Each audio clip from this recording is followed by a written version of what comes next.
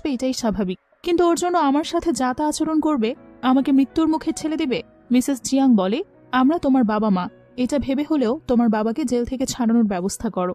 Area বলে, সেটা আর সম্ভব না, থমাস জিয়াং অনেক অন্যায় করেছে, তুমিও সমানভাবে দোষী। মিসেস জিয়াং, সে বলে, আমি কিছুই করিনি।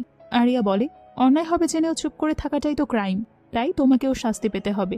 একথা শুনে মিসেস জিয়াং আরিয়ার গলা চেপে ধরে, বলে, আমার ভুল হয়েছিল তোমার মতো মেয়েকে জন্ম দেওয়া, সেই ভুল আমি এখনই শুধরে নেব। তখনই আরিয়া পাশে থাকা ট্রে থেকে ছুরি নিয়ে নিজেকে প্রোটেক্ট করে। গার্ড এসে মিসেস জিয়াংকে ধরে নেয়।